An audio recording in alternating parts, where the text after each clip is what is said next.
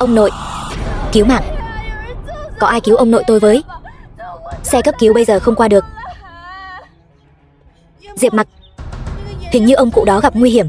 Anh không phải biết chút y thuật sao? Mau đến xem ông ấy đi. Đi, chúng ta đi xem. Để tôi xem.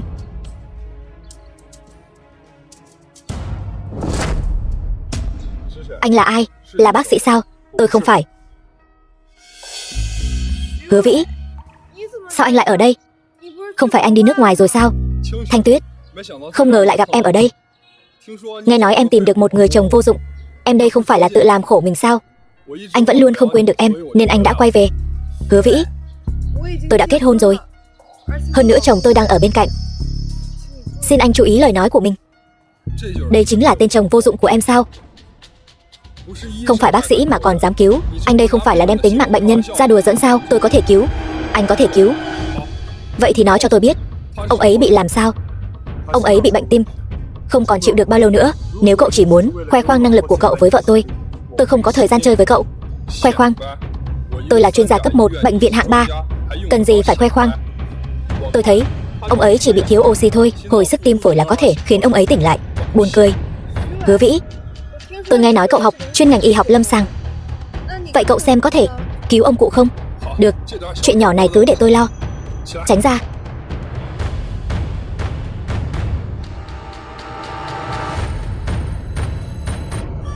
Ông, cậu làm gì ông tôi rồi? Tôi nói cho cậu biết, nếu ông tôi có mệnh hệ gì, tôi nhất định sẽ không tha cho cậu. Đại ca, anh không phải nói là có thể cứu ông ấy sao? Anh cứu ông tôi với. Anh cứu ông ấy với. Tôi không cứu được ông cô, hắn cứu được sao? Nếu hắn cứu được thì mặt trời mọc đằng Tây. Cậu im miệng. Cậu không cứu được thì đừng có cứu. Tránh ra.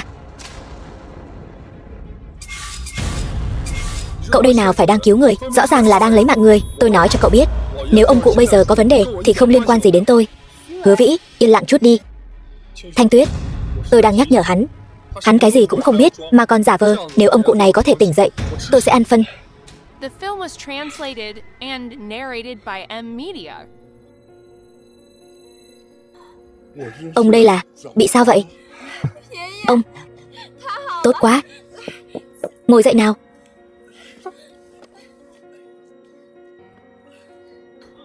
Đại ca, cảm ơn anh. Nhà họ Tần chúng tôi nhất định sẽ báo đáp anh. Anh đúng là hoa đà tái thế.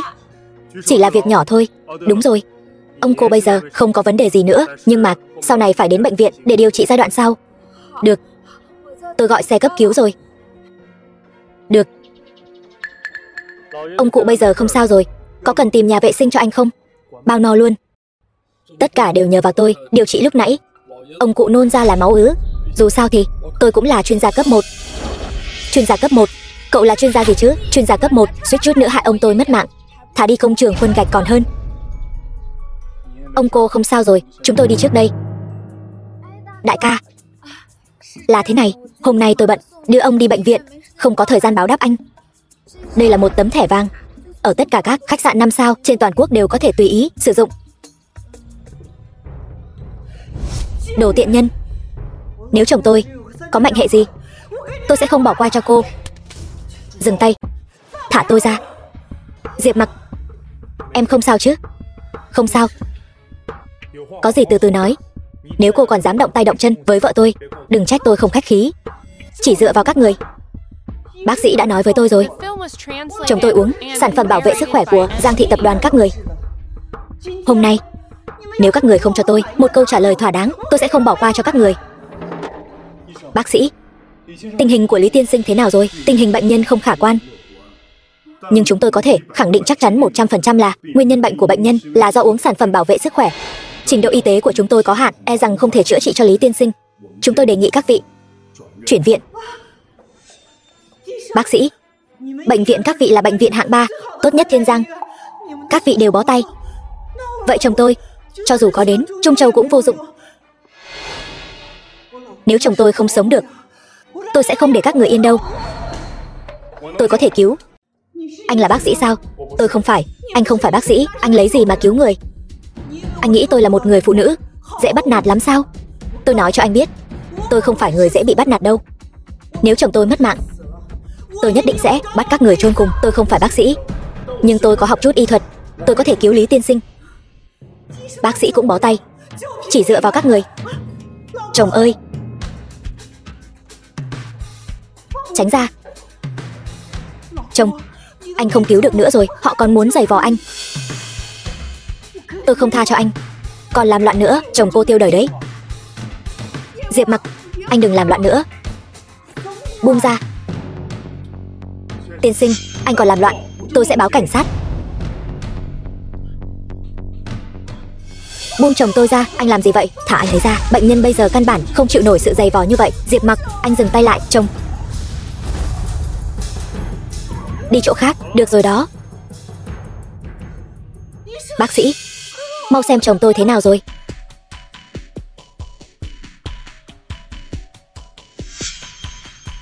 Bệnh nhân đã không còn dấu hiệu sinh tồn nữa rồi. Anh hại mất mạng chồng tôi.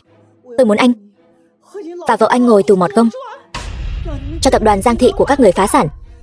Diệp Mặc, anh làm em quá thất vọng. Báo cảnh sát đi.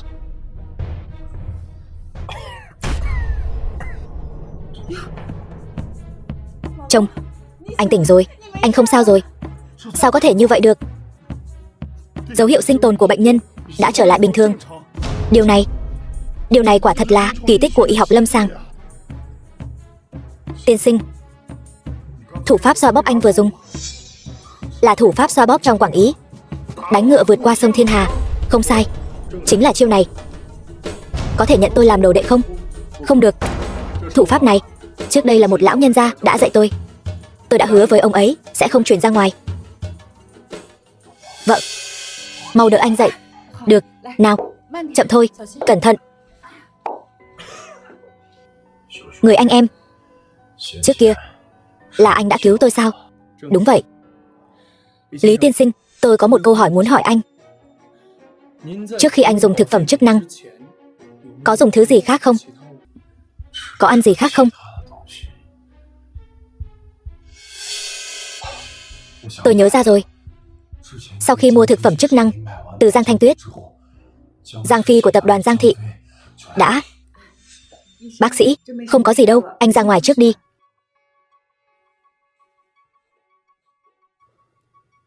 Giang Phi lại đến tìm tôi, tặng tôi một hộp Sâm Vương, nói là để cảm ơn tôi vì đã giúp đỡ công ty của hắn. Tối hôm qua, trước khi tôi dùng thực phẩm chức năng, tôi đã uống một hộp Sâm Vương. Tôi biết rồi. Nếu tôi đoán không nhầm, Giang Phi đã bỏ thuốc vào hộp Sâm Vương đó, dùng chung với thực phẩm chức năng sẽ gây ra phản ứng phụ. Hắn ta muốn hãm hại vợ tôi. Dám hãm hại bộ trưởng, đúng là quá đáng. Coi tôi là công cụ, tranh giành quyền lực. Chúng ta nhất định không thể tha cho bọn họ. Cái đó... Tiên sinh, Giang tiểu thư, trước đây tôi đã trách lầm hai người. Tôi ở đây xin lỗi hai người. Đứng lại, đồ vô dụng. Ngươi không được vào. Ngươi làm gì vậy? Hắn chỉ là một tên ở rể nghèo hèn.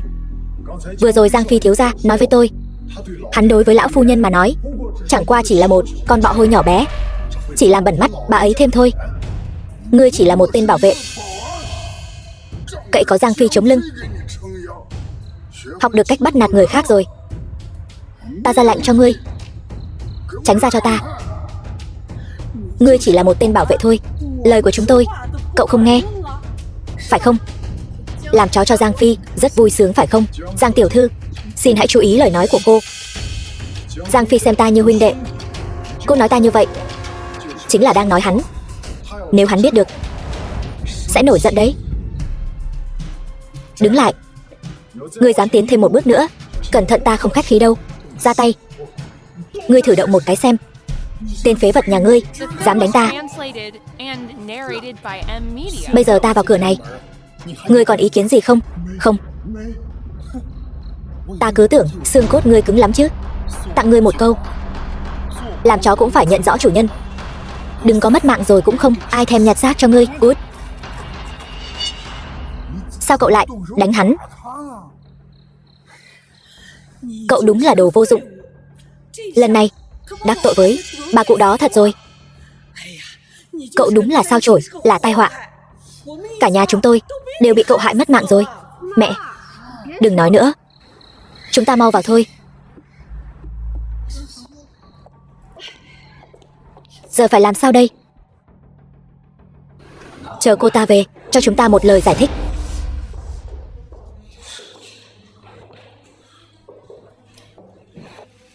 Giang Thanh Tuyết, ngươi quỳ xuống cho bà. Biết chuyện lần này gây ảnh hưởng đến tập đoàn lớn đến mức nào không? Tập đoàn lần này tổn thất mấy trăm triệu, cổ phiếu rớt giá, cổ đông rút vốn. Tất cả những điều này đều là do người đàn bà như ngươi gây ra. Ta dám động vào Thanh Tuyết, cái tay này của ngươi không cần nữa rồi, phải không?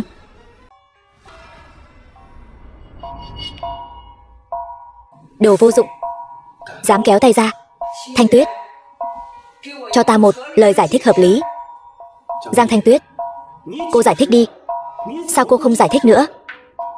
Sản phẩm của chúng ta từ khi ra mắt vẫn luôn tốt, nhưng tại sao cô bán cho Lý Tổng lại xảy ra vấn đề? Có phải vì bà cưng chiều tôi, cô hận trong lòng, cô muốn đổ tội cho tôi? Tôi nói này Giang Thanh Tuyết, bà đối xử với cả nhà cô không tệ mà. Sao cô lại có thể làm ra chuyện như thế này? Giang Thanh Tuyết, tôi thấy cô chính là tội đồ của Giang gia chúng ta, đáng lẽ phải mất mạng để tạ tội. Tôi thấy kẻ đáng phải mất mạng để tạ tội là tên đàn ông này mới đúng. Ta cho ngươi một cơ hội nói ra sự thật, đừng có khóc lóc van xin khi đã quá muộn. Đầu ngươi bị lừa đá rồi sao? Đồ vô dụng nhà ngươi. Tập đoàn xảy ra chuyện lớn như vậy, tất cả đều là lỗi của Giang Thanh Tuyết, liên quan gì đến ta? Ngươi muốn đổ oan cho ta, khiến bà nội nghi ngờ ta. Ngươi đúng là tính toán kỹ lưỡng. Ngươi, Giang Phi, Diệp Mặc, ngươi im miệng.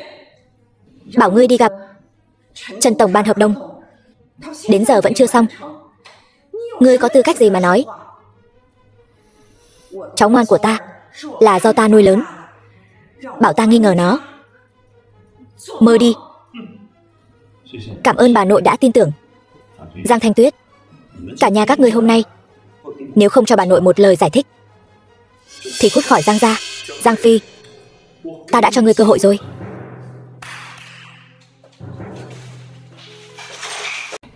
Phi Nhi, chẳng phải con nói Lý Tổng đã mất mạng rồi sao? Chuyện này là sao? May mà chồng tôi phước lớn mạng lớn, được ân công Diệp Mặc cứu giúp. Giang lão phu nhân, bà đúng là dạy dỗ được một đứa cháu tốt. Giang tiểu thư giới thiệu sản phẩm cho tôi không có vấn đề gì cả, nhưng đứa cháu ngoan của bà vì muốn hãm hại Giang tiểu thư mà thật sự tốn không ít công sức, tặng tôi một củ Sâm Vương tẩm thuốc. Hai thứ này vốn không có độc tính gì, nhưng khi kết hợp lại thì trở thành độc dược, suýt chút nữa lấy mạng tôi.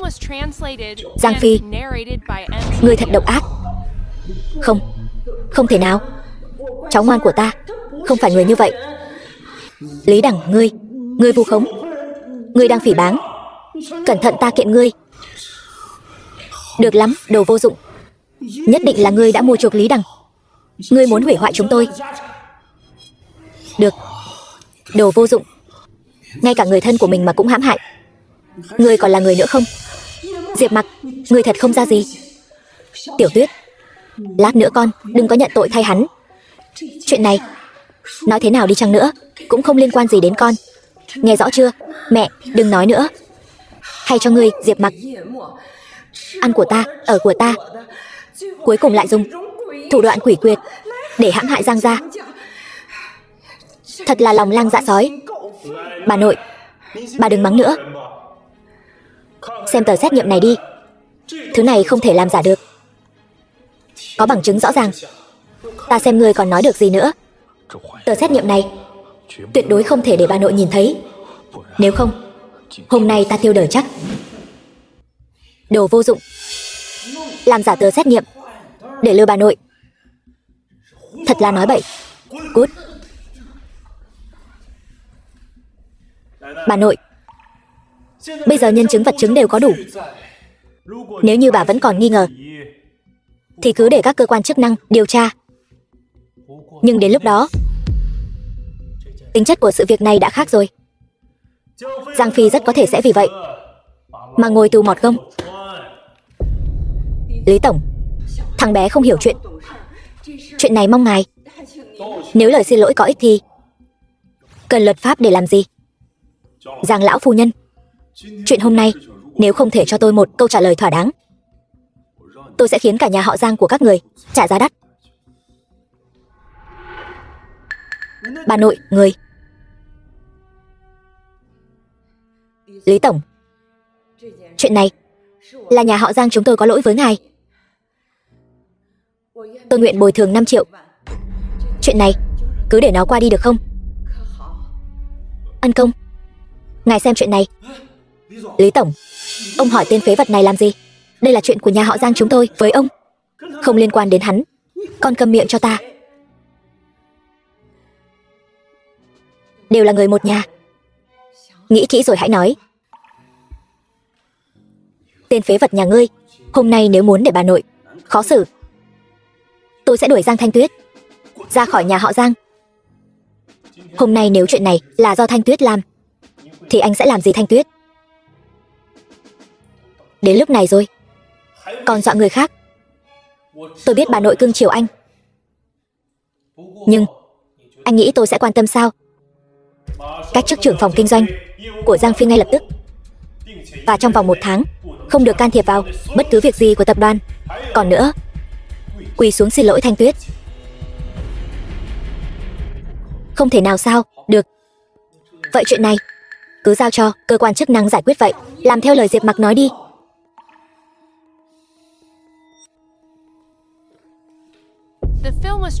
Tôi sai rồi. Anh đang xin lỗi đấy sao? Đồ phế vật, mày đừng có quá đáng. Hôm nay tao cứ thích bắt nạt mày đấy. Không phục, mày có thể không xin lỗi.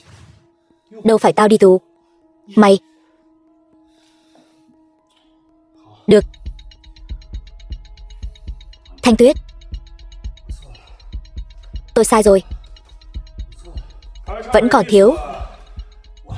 Chưa đủ đâu, thêm nữa đi. Tôi sai rồi. Diệp Mặc, thôi đi. Đều là người một nhà. Được. Vợ tôi đã lên tiếng rồi, thì anh đứng dậy đi. Nhớ kỹ, đều là người một nhà, phải thương yêu nhau, không được tái phạm đâu đấy. Từ hôm nay trở đi,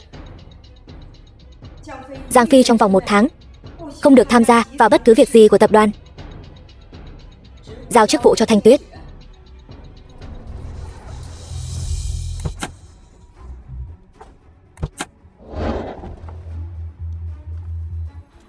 Mặc Nhi, các ngươi nhận nhầm người rồi.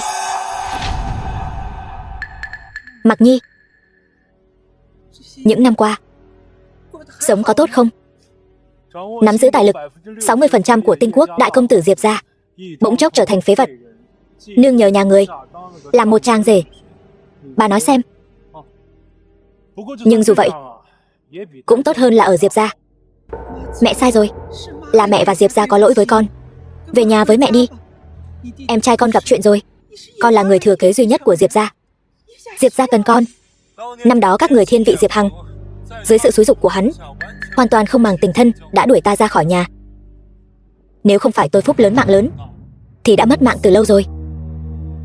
Bây giờ lại chạy đến nói với ta cái gì? Nhà cần ta, muốn ta quay về. Mơ giữa ban ngày, tránh ra.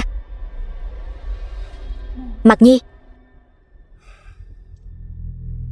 Phu nhân, đại công tử có khúc mắc trong lòng. Chuyện này không thể nóng vội. Chúng ta phải chuẩn bị đánh trận Trường Kỳ. The film was translated and narrated by M Media.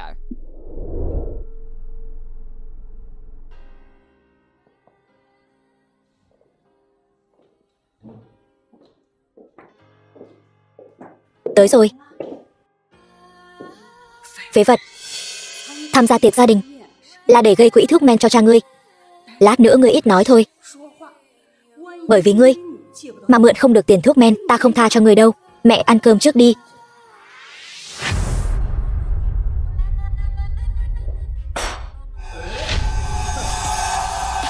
Bản thiếu gia bị trẹo chân, cần tìm cái ghế lót để lót một chút. Người cút ra, đứng dựa tường đi. Một thứ như cờ hó, không xứng ăn cơm cùng chúng tôi. Giang Phi, tôn trọng em rể con một chút. Cái tên đó còn là em rể của con nữa chứ. Ăn không ngồi rồi. Chỉ là một con sâu gạo, ngươi còn xứng làm em rể ta sao? Bị sỏi thận. Số người xui xẻo rơi vào tay ta, không cho ngươi một bài học. Thật tưởng ta dễ bắt nạt. Ta nào có sợ, ngài vừa mới ngã mà. Để ngài té ngã thì đó là trách nhiệm của ta rồi phải không? Còn không cút. Ngài vừa nói chân ngài bị bong gân. Ta trước đây có học qua một phương pháp xoa bóp. Ta xoa bóp cho ngài. Đồ phế vật. Cũng khá là biết điều. Nào, hôm nay hầu hạ bổn thiếu gia, xoa bóp cho tốt vào. Bổn thiếu gia thoải mái, sẽ thưởng cho ngươi miếng thịt. Làm đi.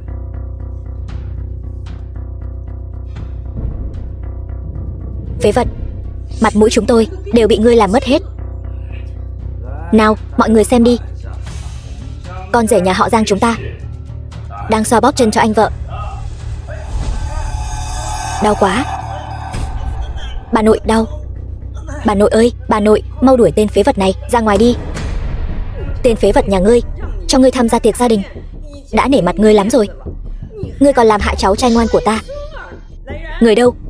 Ném tên phế vật này ra ngoài cho ta. Ta làm hại hắn. Ta có lòng tốt xoa bóp cho hắn. Hắn nói ta làm hại hắn. Đúng là ta làm hại hắn rồi. Phế vật. Còn muốn cãi? Phi Nhi nhà ta lúc nãy vẫn còn khỏe mạnh. Ngươi xoa bóp cho nó 2 cái, liền xảy ra chuyện. Không phải ngươi hại thì là ai? Bà nội, cứu cháu với. Ngươi, bà nội, cứu anh trước đã. Chuyện khác tính sau. Chờ chút nữa rồi tính sổ với ngươi. Tiểu Dương, mau xem cho cháu trai ngoan của ta.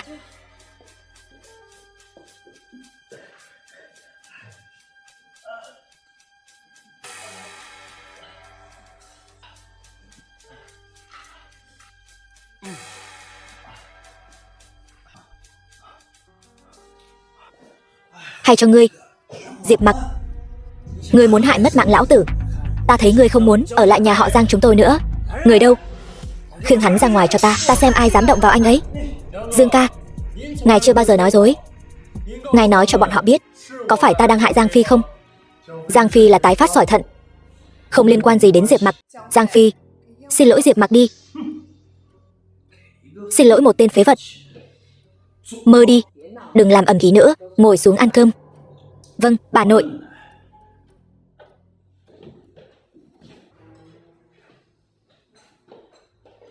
Bà nội, đây là khối ngọc mà cháu đã bỏ ra 5 triệu mua cho bà. Đeo nó vào, có thể kéo dài tuổi thọ. Mong bà nội thích. Cháu trai ngoan của ta. Bà nội không uổng công yêu thương con. Mẹ, Quốc Long bị suy thận. Chúng ta không có tiền để cho anh ấy phẫu thuật. Con muốn mượn mẹ ít tiền. Mượn tiền? Gia tộc bây giờ lấy đâu ra nhiều tiền như vậy? Các con thử nói xem. Thằng rể vô dụng. Các con lại không nên thân. Còn muốn mượn tiền nữa. Mau nhìn cháu ngoan của ta này, bỏ ra 5 triệu mua ngọc bội tặng bà. Thật hiếu thảo. Bà ơi, bà đã cho chúng con cuộc sống. Chúng con là phận làm con cháu, nên hiếu kính với bà. Ngọc hàm dùng cho người đã khuất, lại tặng cho bà. Anh thấy hắn là muốn bà mất mạng sớm đấy. Diệp Mặc, anh nói bậy bạ gì vậy? Này Diệp Mặc, cậu là đồ khốn nạn. Cậu biết cái gì? Cút ra ngoài cho tôi. Ở nhà họ Giang này tôi không muốn nhìn thấy cậu nữa. Nghe thấy chưa? Còn không mau cút. Bà nội, bác sĩ Dương nhanh lên, mẹ tôi sắp không được rồi. Bà nội, bà tỉnh lại đi. Bà tỉnh lại đi mà. Bà nội, sao rồi bác sĩ Dương? Tôi không thấy gì bất thường. Các chỉ số của bà cụ đều rất bình thường. Bà ấy không phải bị bệnh. Thứ đó là đồ người đã khuất dùng, chứa âm khí. Bà ấy là bị tà khí nhập thể rồi. Diệp Mặc, cậu bớt nói bậy đi. Cậu biết cái gì? Tránh ra. Đỡ bà ấy dậy. Này cậu. Được rồi đó. Bà nội, thứ này là đồ người đã khuất dùng. Tôi lấy nó đi rồi, âm khí sẽ tan biến. Quan trọng nhất là tôi dùng khí điều hòa cho bà. Nếu không bà cụ hôm nay mất mạng rồi. Giang Phi, Bà nội cưng chiều cậu như vậy, cậu lại muốn hại bà ấy. Bà nội, chuyện này con không cố ý. Thứ này là con bỏ ra 500 đồng mua ở hàng rong, không phải 5 triệu sao? Đến giờ còn nói dối. Thôi được rồi. Phi Nhi là người thế nào tôi rõ nhất. Nó cũng bị người ta lừa thôi. Lỗi không phải ở nó, lỗi không phải ở anh ấy. Bà nội, nếu không có Diệp Mặc, không biết chuyện gì đã xảy ra. Xảy ra chuyện gì chứ? Em tưởng là tên vô dụng này cứu bà nội sao? Đó là bà nội phúc lớn mạng lớn. Hơn nữa, tà khí gì đó. Toàn chuyện nhảm nhí. Anh cái gì mà anh? Giang Thanh Tuyết, anh chưa tính sổ với em lại còn đổ oan cho anh. Anh hỏi em, tập đoàn chúng ta 2 năm nay làm ăn không tốt, bảo em đi bàn hợp tác với Hoàng tổng. Em thì sao? Lại còn đánh người ta. Bàn hợp tác? Tên dê sồm đó muốn giở trò với em đánh hắn ta còn nhẹ đấy. Thanh Tuyết nói đúng. Bớt nói nhảm đi. Bà nội, cháu xin lấy nhân cách ra đảm bảo từng câu từng chữ đều đúng. Được rồi, chuyện lần này ta tạm thời không tính sổ với con. Giang Thanh Tuyết, em đừng tưởng bà dễ nói chuyện. Chuyện này coi như xong. Anh nói cho em biết, chuyện này chúng ta chưa xong đâu. Từ hôm nay trở đi, khấu trừ 1 năm lương của em. Cút ra ngoài cho ta. Hoàng tổng, đơn hàng lần này làm phiền ngài rồi.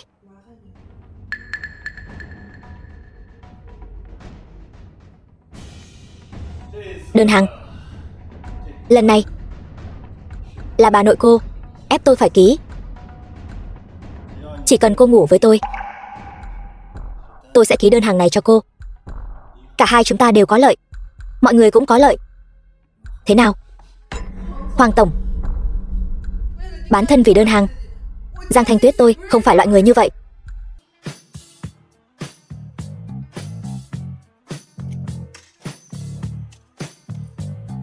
Dạo này Thanh Tuyết vất vả quá rồi.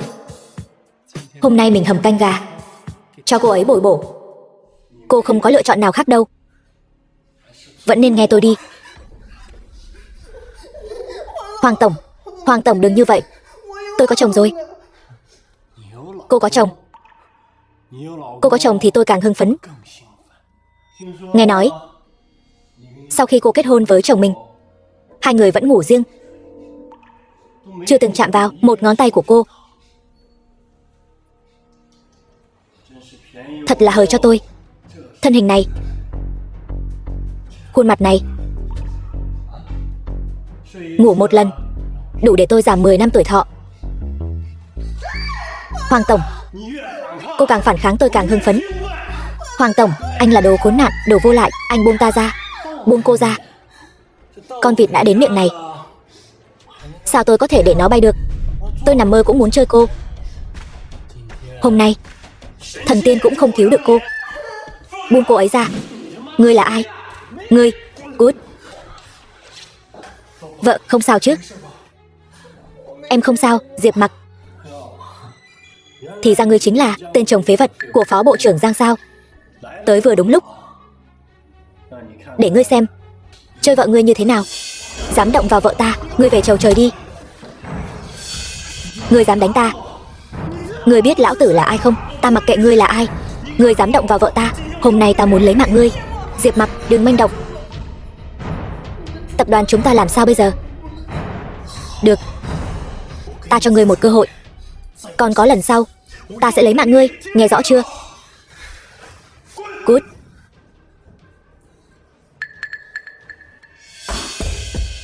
Muốn mạng Hoàng tổng? Các ngươi thật có bản lĩnh đấy.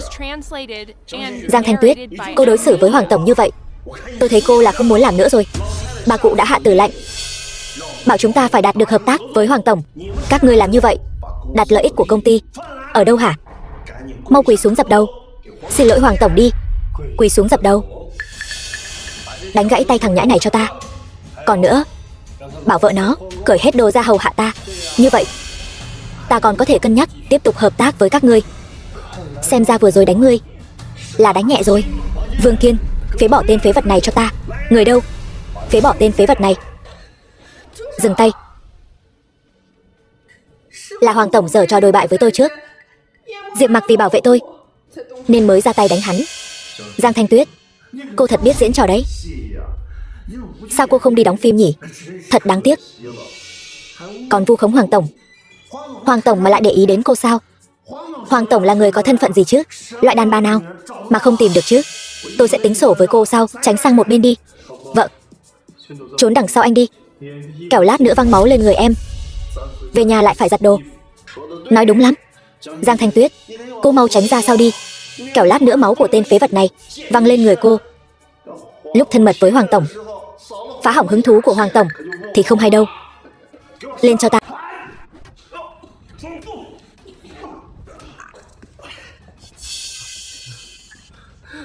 Ngươi dám đánh trả tên phế vật ở rể này? Tao thấy mày sống chán rồi. Mày vẫn chưa hiểu tình hình sao? Vừa rồi có phải mày sai người, không được đến gần phòng khách không? Là tao thì đã sao? Mày muốn đắc tội với Hoàng tổng sao? Lão phu nhân sẽ không tha cho Giang Thanh Tuyết đâu. Ngay cả mày cũng tiêu đời. Cái này không cần mày bận tâm. Diệp Mặc, đừng để xảy ra án mạng. Còn có lần sau, tao lấy mạng mày. Diệp Mặc, Giang Thanh Tuyết, chúng mày cứ đợi đấy. Cút hết cho tao. Diệp Mặc, chuyện lần này bà nội em sẽ gánh cho anh. Còn về Hoàng Dương, chắc chắn sẽ xử anh. Cho nên anh đừng đi đâu cả. Chuyện bà nội em không cần gánh. Chuyện này anh sẽ giải quyết. Còn nữa, sự an toàn của anh em càng không cần lo lắng. Hắn ta không làm gì được anh. Diệp Mặc, em nói nghiêm túc đấy.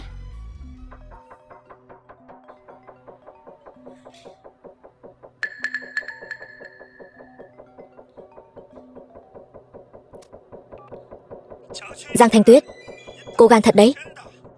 Đắc tội với Hoàng tổng, cô muốn rước họa lớn vào nhà họ Giang chúng ta sao? Tôi nói cho cô biết, Giang Thanh Tuyết, Hoàng tổng đã nói, nếu muốn hắn ta và nhà họ Giang chúng ta hợp tác, cô phải đi tiếp hắn ta, rồi bảo cái tên chồng vô dụng của cô quỳ xuống xin lỗi hắn ta. Bà nội đang rất tức giận. Chuyện này nếu cô không xử lý tốt, cả nhà cô chuẩn bị cút khỏi nhà họ Giang đi. Thanh Tuyết, đừng khóc. Chuyện này anh có thể giải quyết. Diệp Mặc, ngoài nói mấy câu vô nghĩa này ra, anh còn biết làm gì nữa? Anh giải quyết được sao? Anh lấy gì mà giải quyết?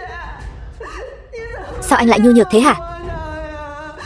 Anh có biết em lấy anh bao nhiêu năm nay, em đã chịu bao nhiêu uất ức không? Muốn em đi tiếp Hoàng Dương, em không làm được. Nhưng nếu không hợp tác với Hoàng Dương, cả nhà chúng ta nhất định sẽ bị bà nội đuổi khỏi nhà họ Giang. Phải làm sao bây giờ? Cứ tin anh lần này. Em yên tâm, bà nội chắc chắn sẽ không đuổi chúng ta ra khỏi nhà họ Giang đâu. Thật sự được sao? Có bao giờ anh lừa em chưa? Được rồi, chúng ta về nhà thôi.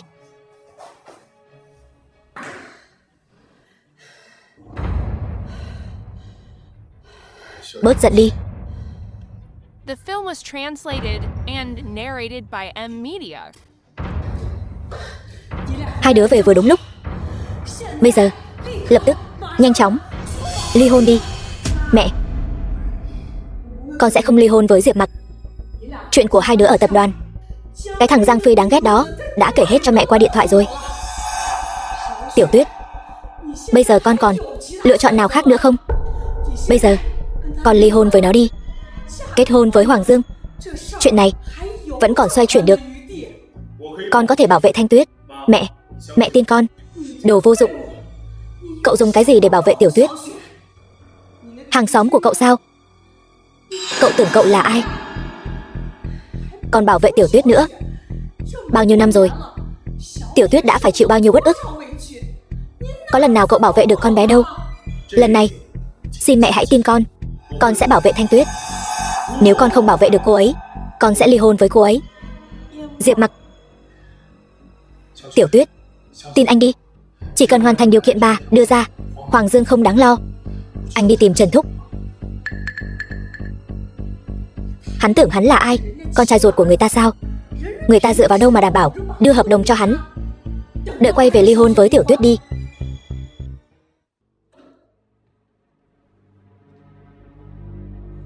Làm gì? có hẹn trước không? Không có. Gặp Trần tổng của các người còn cần hẹn trước nữa sao? Vừa nhìn anh là biết đồ nhà quê rồi. Anh tưởng Trần tổng của chúng tôi là ai muốn gặp cũng được gặp sao? Biết điều thì cút xéo cho tôi. Dám lề mề, đừng trách tôi cho anh một trận. Cút.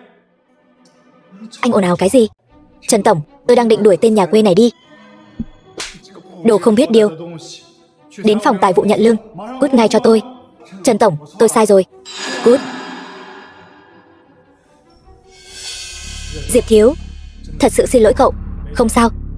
Được, chúng ta vào văn phòng nói chuyện. Đi.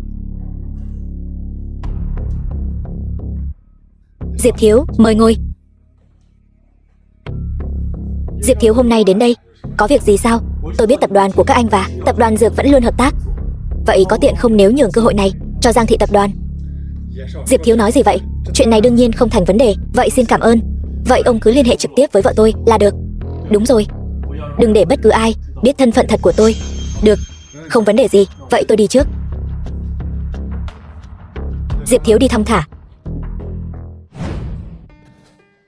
Anh về rồi. Về rồi sao? Không bàn được gì chứ gì? Cậu thật sự tưởng cậu là con ruột của người ta sao? Nếu đã vậy, bây giờ ly hôn với Tiểu Tuyết ngay. Mẹ, là hắn nói vậy. Đâu phải mẹ ép. Bây giờ cuối cùng cũng có thể thoát khỏi tên vô dụng này rồi. Trần tổng.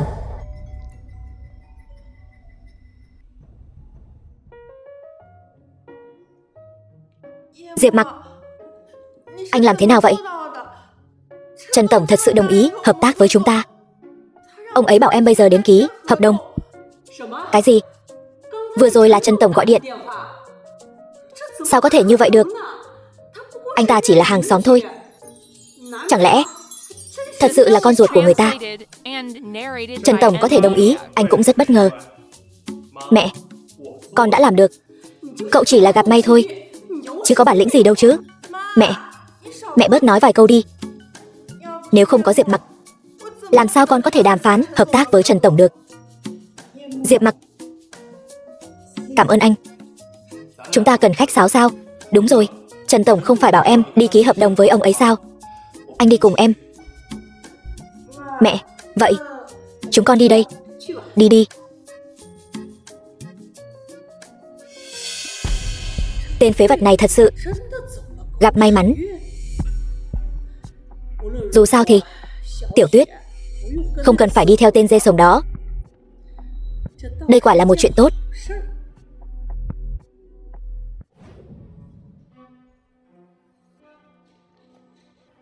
Sao vậy? Trần tổng đổi ý rồi. Hợp đồng đã ký rồi, chỉ là lợi nhuận đưa em quá cao. 30% lợi nhuận. Tổng giá trị đơn hàng là 50 triệu. So với đơn hàng của Hoàng Dương, cao gấp 10 lần. Yên tâm đi, Trần tổng là người rất trọng tình nghĩa. Vì vậy ông ấy mới giúp chúng ta lần này. Diệp Mặc, cảm ơn anh. Em cảm ơn anh bao nhiêu lần rồi. Chúng ta là vợ chồng mà.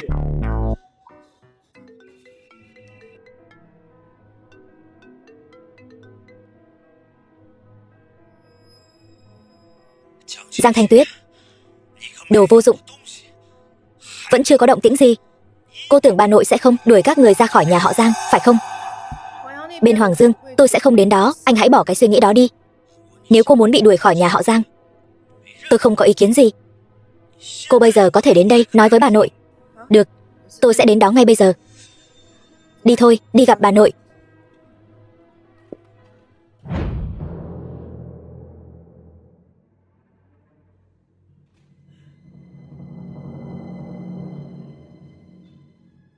Giang Thanh Tuyết, đồ vô dụng.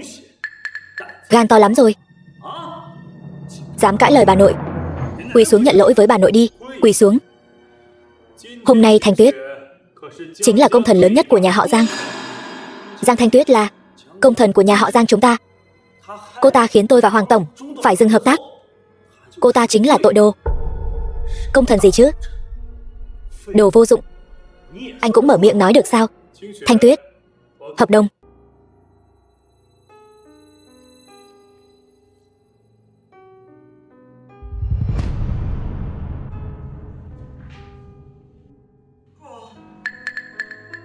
Không. Thanh Tuyết, đây là thật sao? Giang Thanh Tuyết, cô tưởng bà nội ngốc, hay là tưởng Trần tổng là kẻ ngốc? Lợi nhuận cao như vậy, căn bản là không thể. Đây rõ ràng là do cô làm giả hợp đồng rồi. Nói thật đi. Nếu mọi người không tin, có thể gọi điện cho Trần tổng. Trên đó có số điện thoại của Trần tổng. Gọi thì gọi. Đợi lát nữa xem cô nói thế nào. Không cần anh gọi, để tôi gọi.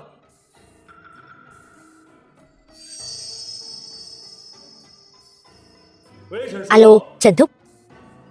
Hiện tại nhà họ Giang không tin hợp đồng là thật. Vẫn phải làm phiền ngài nói với họ một chút. Giang lão phu nhân, bà là không muốn cùng Trần thị tập đoàn hợp tác. Nếu như vậy, vậy chúng ta không cần thiết phải hợp tác. Không, Trần tổng, chúng tôi không phải ý này. Bà nội, Thanh Tuyết đã lấy được hợp đồng với Trần tổng. Vậy cô ấy có phải là công thần của Giang gia không? Công thần? Chẳng lẽ đây không phải là điều cô ta nên làm sao? Chuyện của tập đoàn có phần để anh lên tiếng sao? Quên lời bà nội đã nói rồi sao? Trong vòng 1 tháng, anh không được nhúng tay vào tất cả công việc của tập đoàn. Ngươi, Phi Nhi, con im miệng cho ta. Thanh Tuyết, lần này con là đại công thần, con muốn phần thưởng gì? Bà nội, con không cần, bà nội. Thanh Tuyết hiện tại là phó bộ trưởng bộ phận nghiệp vụ. Con nghĩ có thể đề bạt cô ấy lên làm bộ trưởng bộ phận nghiệp vụ. Các người đúng là nằm mơ giữa ban ngày. Được, vậy thì đề bạt Thanh Tuyết lên làm bộ trưởng bộ phận nghiệp vụ. Bà nội, Thanh Tuyết, làm cho tốt. Lần này làm rất tốt. Các con cũng mệt rồi, về nghỉ ngơi đi. Cảm ơn bà nội. Vậy chúng con xin phép về.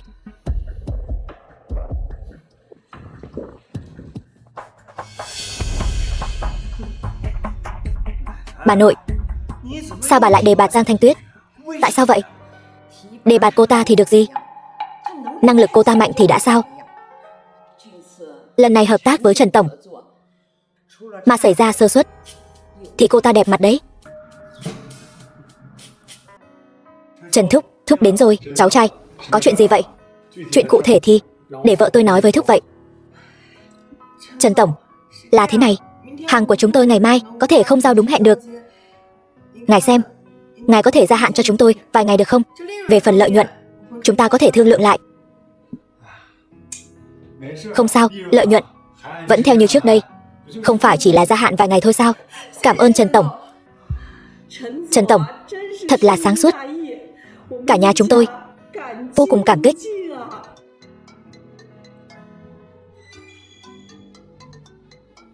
Là Giang Phi. Bật loa ngoài. Trần tổng cũng ở đây, mọi người cùng nghe nhé. Giang Thanh Tuyết, đồ vô dụng. Hôm sau là phải giao hàng cho Trần thị tập đoàn rồi. Bây giờ còn thiếu 1/10. Cô muốn hại nhà họ Giang sao? Giang Phi là anh bảo người của mình chậm trễ công trình, giờ lại đổ lỗi cho tôi. Giang Thanh Tuyết, tôi nói cho cô biết, dù là tôi thì cô làm gì được tôi. Nói thật cho cô biết, bà nội đã nói rồi, từ hôm nay trở đi, dự án của Trần thị tập đoàn sẽ do tôi phụ trách. Cô cút đi cho tôi, đuổi Giang Thanh Tuyết ra khỏi Giang thị tập đoàn. Tôi nói cho anh biết, dự án của chúng tôi chỉ công nhận Giang Thanh Tuyết. Nếu đổi người, chúng tôi sẽ chấm dứt hợp tác. Sao Trần tổng lại có mặt ở đó? Được lắm, Giang Thanh Tuyết. Bà nội, không ngờ Giang Thanh Tuyết lại thâm độc như vậy. Trần tổng lại ở bên cạnh Giang Thanh Tuyết. Ông ấy nói ông ấy chỉ công nhận Giang Thanh Tuyết. Trước đây con hoàn toàn không biết Trần tổng ở bên cạnh Giang Thanh Tuyết, nên con mới đuổi Giang Thanh Tuyết ra khỏi tập đoàn. Đồ vô dụng, chẳng làm nên trò trống gì. Bất kể dùng cách gì, con phải mời Giang Thanh Tuyết về cho ta. Nếu không thì cút khỏi nhà họ Giang cho ta. Bà nội, cho con một cơ hội, con nhất định sẽ mời Giang Thanh Tuyết quay về. Làm vậy có phải không ổn lắm không? Thằng Giang Phi vô dụng đó sẽ tự đến cầu xin Tiểu Tuyết quay về. Bọn họ không còn lựa chọn nào khác. Đồ vô dụng, mày biết cái gì? Bà già đó, cưng chiều thằng vô dụng đó như vàng như ngọc. Chúng ta dựa vào Trần Tổng để uy hiếp bọn họ. Bọn họ chắc chắn sẽ không đến đâu. Họ sẽ đến. Mơ tưởng hão huyền. Nếu bọn họ đến, tôi sẽ viết ngược chữ vương của mình. Anh đi mở cửa.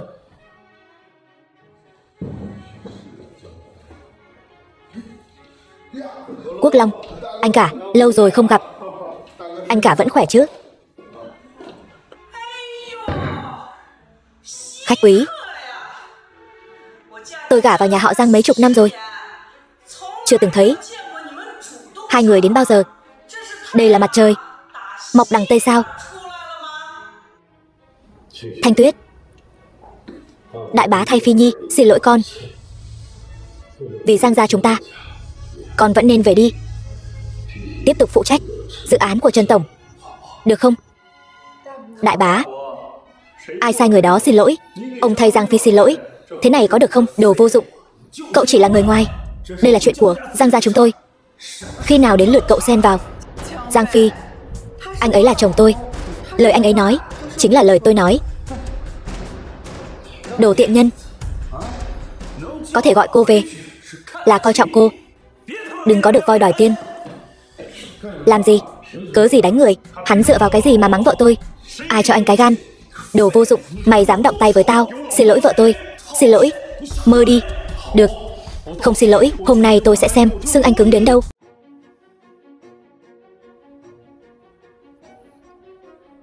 Xin lỗi, hảo hán không sợ thiệt trước mắt.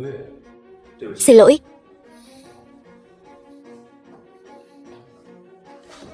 Đồ vô dụng, mày cứ chờ đấy.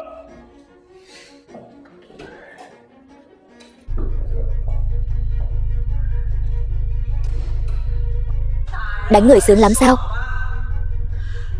Mày chỉ là đồ vô dụng. Hôm nay anh đối xử với họ như vậy, về nhà hắn sẽ mách với bà cụ. Thế này thì hay rồi. Cả nhà chúng ta đều sẽ bị đuổi khỏi Giang gia. Bà nội, tên vô dụng Diệp Mặc kia đã đánh chúng con. Hắn căn bản không cho chúng con cơ hội nói chuyện. Bà nội, lần này bà nhất định phải làm chủ cho cháu.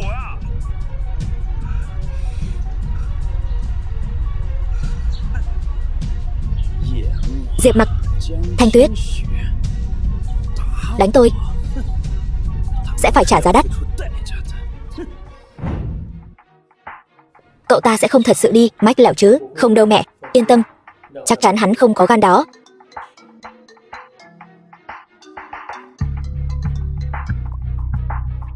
Alo.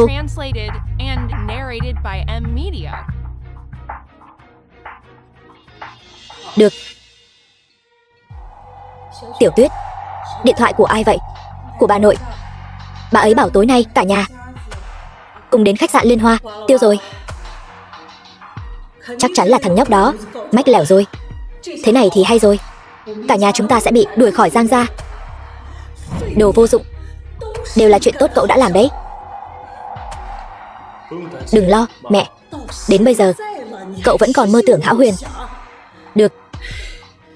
Tối nay nếu chúng tôi bị đuổi khỏi Giang gia, tôi sẽ không tha cho cậu. Mẹ, đừng nói nữa. Chúng ta chuẩn bị đến khách sạn thôi.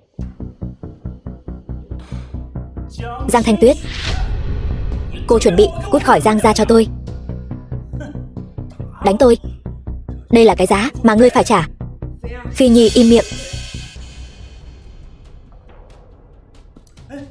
Bà nội, bà làm gì vậy? Bác sĩ nói bà không được uống rượu. Ly rượu này ta nhất định phải uống. Ai cũng không cản được ta. Giang Thanh Tuyết, đồ vô dụng, xem cô đã làm chuyện tốt gì kia. Cô làm bà tức giận đến mức nào rồi? Im miệng cho ta. Tuyết Nhi, ta lấy danh nghĩa nhà họ Giang mời con về. Hãy nể mặt bà. Bà nội bà chẳng phải đã nói sẽ làm chủ cho con sao? Đồ nghịch tử, lắm lời nữa thì cút khỏi nhà họ Giang cho ta. Bà nói xuông. Chỉ muốn Thanh Tuyết quay về, ta không đồng ý. Việc đi ở của Thanh Tuyết chẳng qua chỉ là một câu nói của bà. Tôi không tin bà. Đồ vô dụng. Ngươi là cái thá gì mà dám nói chuyện với bà như vậy? Im miệng. Vậy ngươi muốn thế nào? Ký với Thanh Tuyết một bản thỏa thuận. Dù bất cứ chuyện gì xảy ra, bà cũng sẽ không đuổi nhà Thanh Tuyết ra khỏi nhà họ Giang. Ngươi nằm mơ giữa ban ngày. Vậy nếu ta không đồng ý thì sao? Không ký, Thanh Tuyết sẽ không chịu trách nhiệm dự án của Trần tổng. Thanh Tuyết, chúng ta đi. Đồ vô dụng. Ngươi như vậy sẽ hại mất mạng cả nhà chúng ta. Được, chúng ta đi. Muốn ép bà? Ngươi tưởng bà sợ ngươi sao? Cút ngay. Được, ta đồng ý. Bà ơi, người bị lẫn rồi. Đồ khốn. Sẽ có ngày các ngươi đẹp mặt. Thanh Tuyết, làm tốt vào, đừng làm ta thất vọng. Bà, con sẽ cố gắng. Đi thôi. Bà cuối cùng cũng chịu ký rồi. Thật tốt.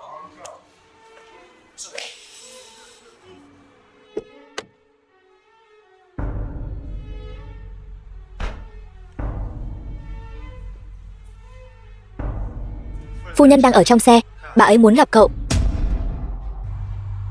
Đợi anh ở đây. Tiểu Tuyết, Diệp Mặc đi đâu rồi? Ba con sức khỏe không tốt. Chúng ta về trước đi. Vậy hai người về trước đi. The film was translated and narrated by M-Media. Bà bảo Trần thúc giúp ta. Ta rất biết ơn. Chỉ vậy mà muốn ta quay về sao? Không thể nào. Bỏ ngay cái suy nghĩ đó đi. Mặc Nhi, con hiểu lầm rồi. Mẹ chỉ là nhớ con, muốn nói chuyện với con thôi. Mẹ biết mình sai rồi. Nhớ ta thì chi bằng cho ta ít tiền tiêu xài. Còn việc gì nữa không? Không có việc gì thì ta đi đây.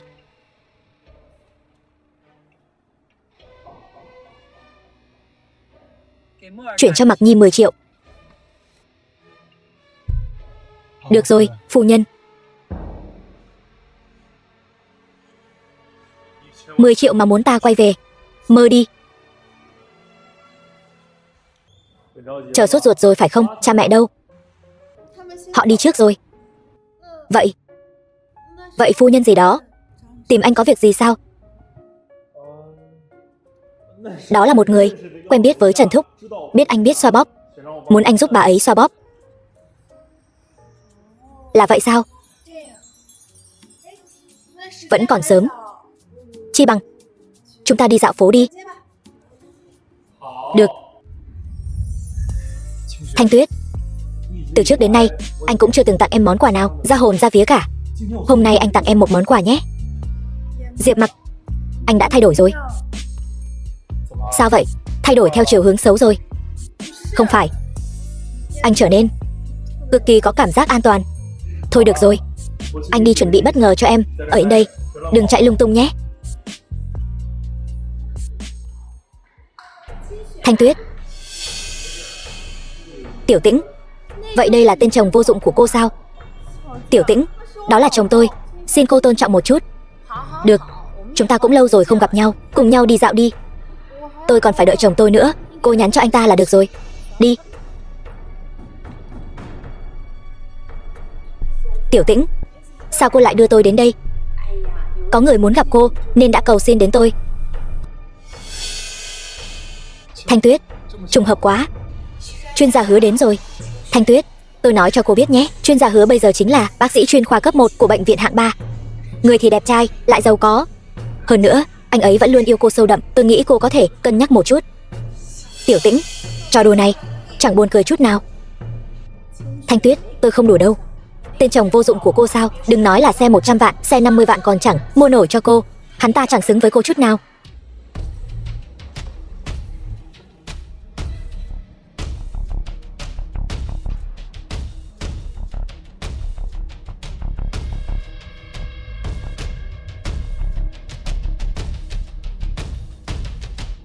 Thanh Tuyết, thích không? Tặng em đấy. Chiếc xe này, một thằng ở rể như anh chỉ biết nấu nướng, anh mua nổi sao? Vừa nhìn là biết xe thuê rồi. Chắc chắn rồi. Nếu hắn ta mua nổi thì tôi ăn nó luôn. Các người đủ rồi đấy. Chồng, mình đi thôi. Đợi đã. Muốn ăn xe của tôi? E rằng anh không có tư cách đó đâu. Thanh Tuyết, em thích món quà này chứ? Đây. Đi thôi, mình về nhà. Sau này ít chơi với mấy kẻ hám lợi đó đi. Em sẽ hư theo mất. Đi thôi.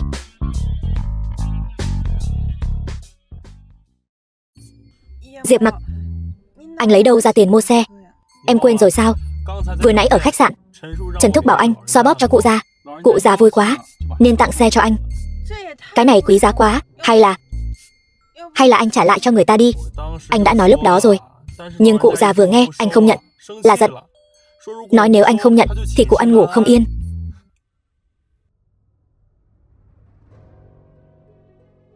Mau nhìn kìa, có phải tụi nó không? Vợ ơi, đi thôi. Qua đó nghe tôi nói.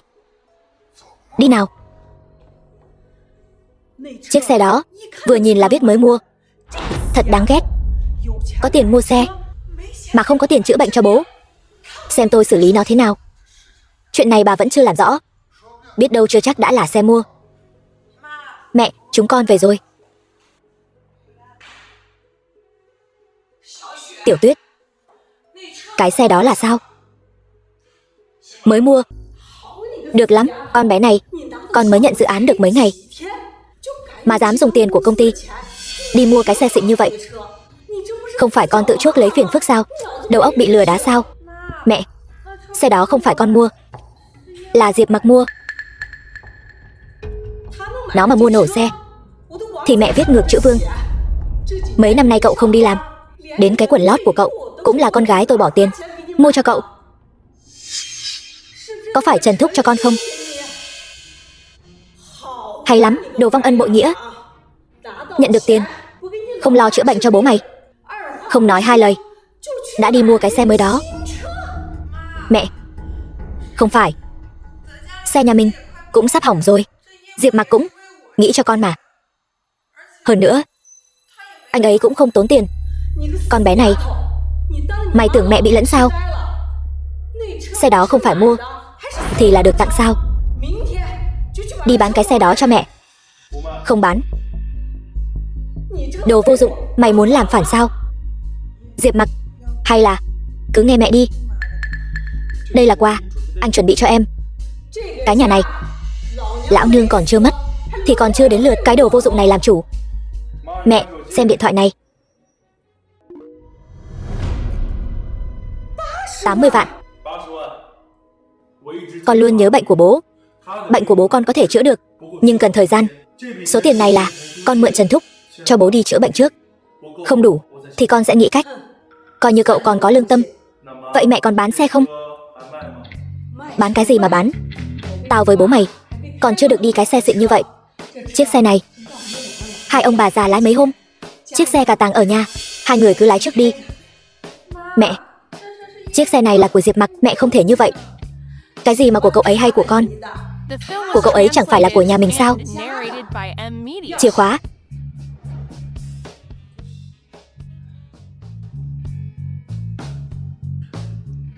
Sao lại không vui? Tuy xe đó là anh tặng em, nhưng bản thân em cũng chưa lái mấy lần thì bị mẹ em lấy mất rồi. Sao vậy? Muốn bù đắp cho anh sao? Muốn lấy thân báo đáp? Vậy anh đây xin. Cung kính không bằng tuân mạnh rồi. Diệp Mặc, không sao chứ? Em không cố ý. Anh không sao. Em đừng khóc, đều là tại anh. Anh thật sự không sao chứ? Thật sự không sao. Thời gian không còn sớm nữa, ngủ thôi.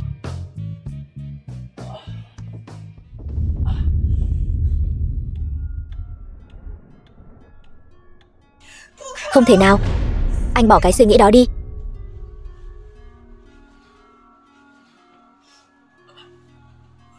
Thanh Tuyết, sao vậy? Hoàng Dương uy hiếp em, bắt em đến khách sạn với hắn ta một đêm. Nếu không đi, hắn sẽ dùng quan hệ khiến 3/5 đối tác tập đoàn chúng ta đều rút vốn. Tên khốn. Bài học lần trước cho hắn vẫn còn nhẹ quá. Diệp Mặc không dám làm vậy. Tuy bây giờ chúng ta có hợp tác với Trần Thúc, nhưng 3/5 đối tác này đối với chúng ta mà nói là đòn chí mạng. Em yên tâm, chuyện này anh có thể giải quyết. Em gửi địa chỉ khách sạn cho anh. Hôm nay em cứ ở nhà nghỉ ngơi cho khỏe. Diệp Mặc, thôi được rồi, đừng buồn nữa. Đây không phải chuyện gì to tát. Hoàng tổng, lần này chỉ cần anh hợp tác tốt với tôi, thằng phế vật làm nhục anh không chỉ có thể báo được thù, mà Giang Thanh Tuyết, anh muốn chơi thế nào cũng được. Chơi cả năm cũng không vấn đề gì. Cái này tôi biết rõ.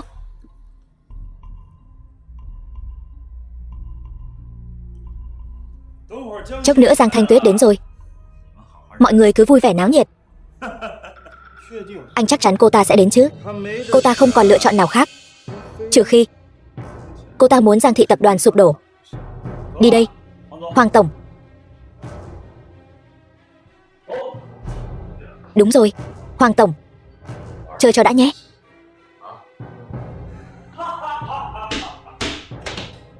Mỹ nhân, hôm nay tôi nhất định sẽ giày vò cô cho đã. Cục cưng, đừng vội. Anh đến đây. Sao lại là anh? Chứ anh tưởng là ai?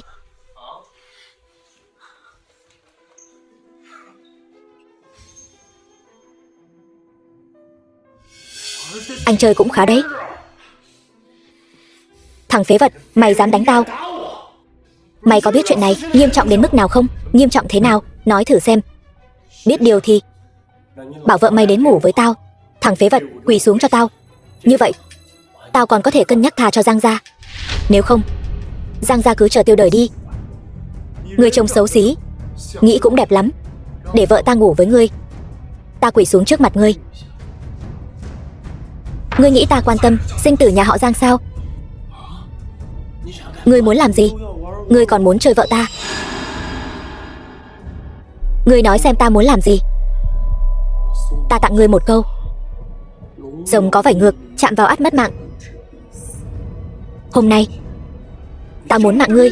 Đại ca, ta sai rồi. Đại ca, ngài tha cho ta đi. Đại ca. The film was translated and narrated by M Media. Được. Nhưng ta nói một câu, ngươi phải ghi âm với ta một câu. Nghe rõ chưa? Ngài nói Hoàng Dương ta dục vọng làm mờ mắt, bất chấp thủ đoạn, khiến tất cả đối tác của Giang thị tập đoàn rút vốn. Vì thế đã uy hiếp Giang Thanh Tuyết ngủ với ta. Nói Hoàng Dương ta sống không bằng chó lợn, dục vọng làm mờ mắt, bất chấp thủ đoạn, khiến tất cả đối tác của Giang thị tập đoàn rút vốn, còn uy hiếp Giang Thanh Tuyết ngủ với ta. Nhớ kỹ, còn có lần sau ta khiến người sống trong đau khổ. Uy hiếp ta, quay video thì tưởng ta có thể tha cho các ngươi. Mơ đi. Diệp Mặc, anh đi đâu vậy? Ngồi trước đi. Chuyện thế nào rồi? Chuyện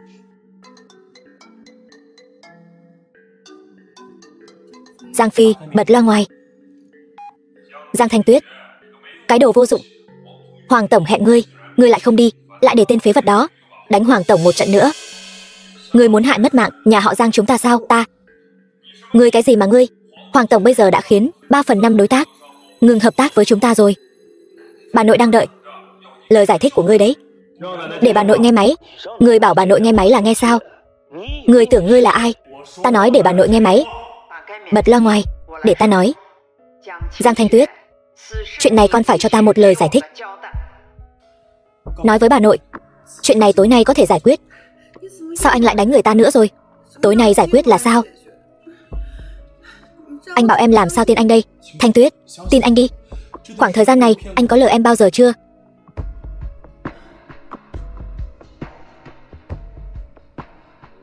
Alo, bà nội. Chuyện này tối nay nhất định sẽ được giải quyết. Tối nay. Giang Thanh Tuyết, ngươi lấy đâu ra tự tin vậy? Ngươi tưởng ngươi ngủ với Hoàng tổng một đêm là có thể giải quyết được? Mơ đi. Tôi nói giải quyết được là giải quyết được. Nhiều lời vô ích. Ngươi. Giang Thanh Tuyết, chúng ta đánh cược thế nào? Buổi tối nếu không giải quyết được, nhanh chóng cút khỏi Giang gia cho ta. Nếu ngươi làm được, ta nhường lại vị trí người thừa kế Giang gia. Nói được làm được. Hiện tại bà nội đang ở bên cạnh. Đến lúc đó nếu ngươi dám nuốt lời, ta không tha cho ngươi. Đồ ngốc mới nuốt lời. Giang Thanh Tuyết, buổi tối cứ chờ mà cút khỏi Giang gia đi.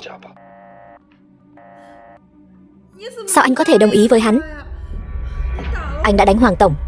Chuyện này, dù canh có cầu xin hắn thế nào, người ta cũng sẽ không tha thứ cho nhà chúng ta đâu. Em đừng lo. Chuyện này giao cho anh.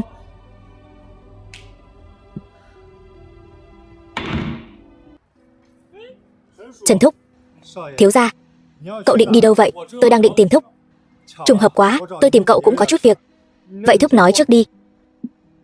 Thiếu gia, hiện tại Diệp gia thật sự rất cần cậu. Cậu vẫn nên cùng phu nhân trở về đi. Cậu xem, ông nội sức khỏe không tốt. Em trai cậu. Thôi được rồi, Trần Thúc, chuyện này đừng nói nữa. Thiếu gia, tôi thấy, Trần Thúc, chuyện của tôi tương đối quan trọng. Tên Hoàng Dương đó uy hiếp vợ tôi. Nếu ông muốn giúp tôi thì đi cùng tôi, không giúp thì thôi. Thiếu gia nói gì vậy? Tôi giúp cậu, đi cùng cậu. Vậy thì lên xe đi. Vâng, cảm ơn thiếu gia. Ngồi cho vững nhé.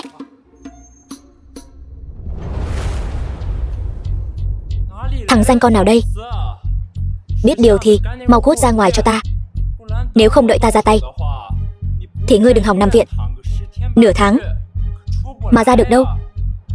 Ngươi chắc chắn muốn cản ta. Ta sợ quá đi mất. Hai vị không phải là con trai của chủ tịch đấy chứ? Giả vờ trước mặt ta sao? Biết điều thì cút xéo. Bảo vệ. Người đâu? Có người gây rối. Sao anh vào được đây? Người đâu? Nếu anh làm những chuyện ghê tởm đó, không sợ người của anh đều biết, vậy thì để họ vào đây. Anh muốn thế nào? Tôi đã cho anh cơ hội rồi.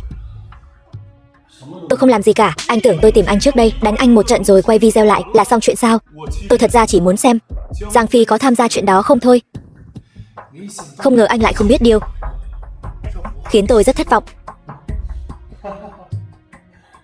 Khiến anh rất thất vọng. Anh tưởng Trần Bình chống lưng cho anh là có thể cứu Giang gia được sao? Rồng mạnh không đè được rắn địa phương. Không hiểu sao. Ra tay. Để ta xem thằng nhãi này cứng miệng đến mức nào. Ra tay. Các ngươi đúng là làm ta nực cười. Thâu tóm sản nghiệp của ta, khiến đối tác của ta chấm dứt hợp tác với chúng tôi. Trần Bình, người họ Trần, không họ Diệp ở Trung Châu. Cái gì? Tất cả hợp đồng của công ty chúng ta đều bị cắt đứt. Lão gia cũng tức đến mức nhập viện. Ngươi, sao có thể? Nếu hắn chỉ là Trần Bình thì hắn tất nhiên không làm được. Hắn là người của Diệp gia Trung Châu, còn ta là người của Diệp gia Trung Châu, là người thừa kế duy nhất.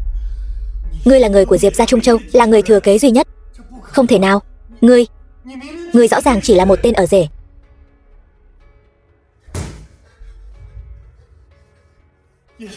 Diệp thiếu gia, tôi sẽ không bao giờ dám trêu chọc Giang Thanh Tuyết, sẽ không bao giờ dám chọc Giang gia nữa.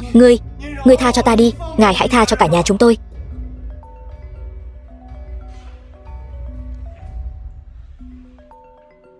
Nghe máy. Bật loa ngoài. Ghi âm. Hoàng tổng, trước tối nay, dù có chuyện gì xảy ra, cũng đừng để những đối tác đó hợp tác với Giang gia chúng tôi. Qua hết đêm nay, người muốn lấy mạng Diệp Mặc hay ngủ với Giang Thanh Tuyết đều có thể thỏa mãn ngươi. Được. Nhớ kỹ, đừng để bất cứ ai biết thân phận của ta, nếu không hậu quả ngươi biết đấy. Được. Đúng rồi. Lập tức để tất cả đối tác khôi phục hợp tác với Giang gia. Sau này em chỉ còn biết dựa vào anh thôi. Không vấn đề, cứ giao hết cho anh. Phi ca, ai cho ngươi vào đây làm phiền chuyện tốt của ta? Không phải, tôi có chuyện rất quan trọng muốn bẩm báo. Ta rất bận, có gì nói nhanh. Hiện tại Hoàng tổng đã bảo những đối tác đó khôi phục hợp tác với Giang gia rồi. Lão phu nhân vẫn chưa biết phải làm sao bây giờ. Phi ca, vậy chuyện của em? Đi, mau về nhà với ta. Phải nhanh hơn lão phu nhân. Đuổi cả nhà bọn họ ra khỏi Giang gia cho ta, nếu không ta sẽ tiêu đời. Đi, Phi ca. Tránh ra. Đi, Phi ca.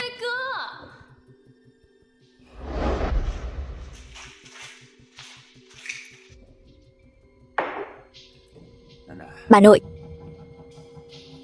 bà đoán xem con đã điều tra ra được gì? Nói. Giang Thanh Tuyết mua một chiếc xe xăng 200 vạn. Hoàn cảnh nhà cô ta chúng ta đều biết. Ngay cả chú con cũng không có tiền chữa bệnh. Cô ta lấy đâu ra nhiều tiền như vậy để mua xe? Chắc chắn là biển thủ, công quỹ của công ty rồi. Thật không thể tưởng tượng nổi. Giang Thanh Tuyết này. Đi, theo ta đến nhà cô ta. Nếu thật sự như lời con nói thì đuổi bọn họ ra khỏi Giang gia.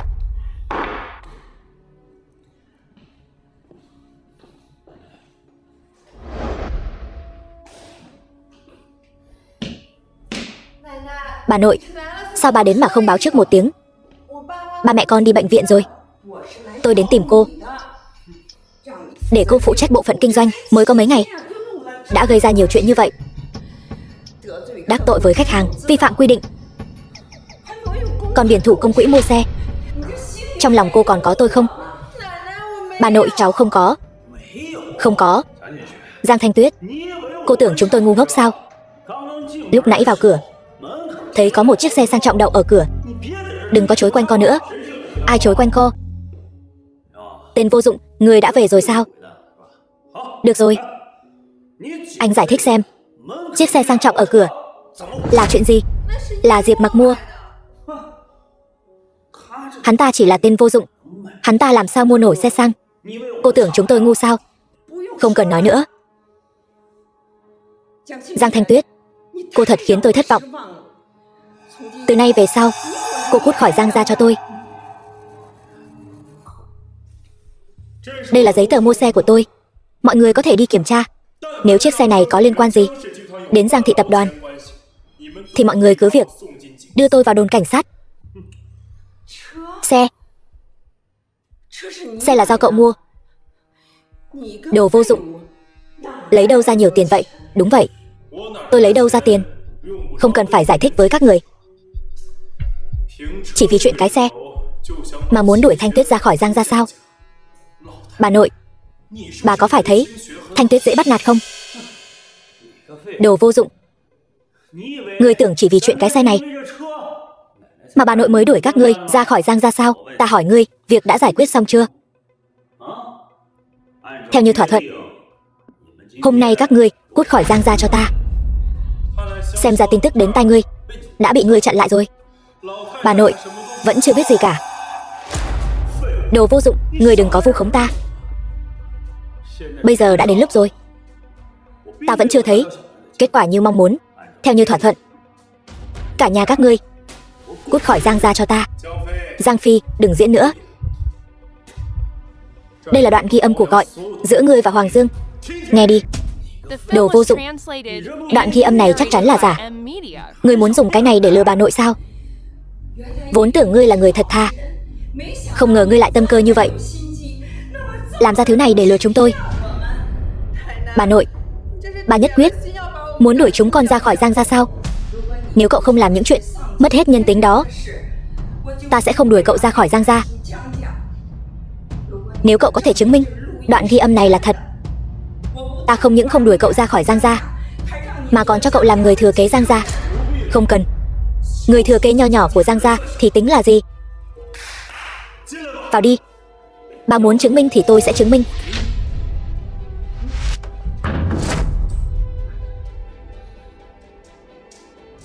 Lão phu nhân, tất cả đều là chủ ý của Giang Phi. Là hắn sợ Giang Thanh Tuyết cướp mất vị trí người thừa kế, bảo ta uy hiếp cô ấy, còn bảo ta ngủ với cô ấy, còn bảo ta đuổi cô ấy ra khỏi Giang gia. Tên khốn, người câm miệng. Con sai rồi. Tất cả những gì con làm đều là vì Giang gia. Đừng đuổi con ra ngoài, bà nội. Vợ, anh xin lỗi. Có chuyện anh vẫn luôn giấu em. Hôm nay anh có thể nói cho em biết rồi. Anh là người thừa kế duy nhất của Diệp gia Trung Châu. Cái gì? Cậu là người thừa kế duy nhất của Diệp gia Trung Châu? Đúng vậy. Thiếu gia chính là người thừa kế duy nhất của Diệp gia Trung Châu. Cái gì? Tên phế vật nhà ngươi là người thừa kế duy nhất của Diệp gia Trung Châu?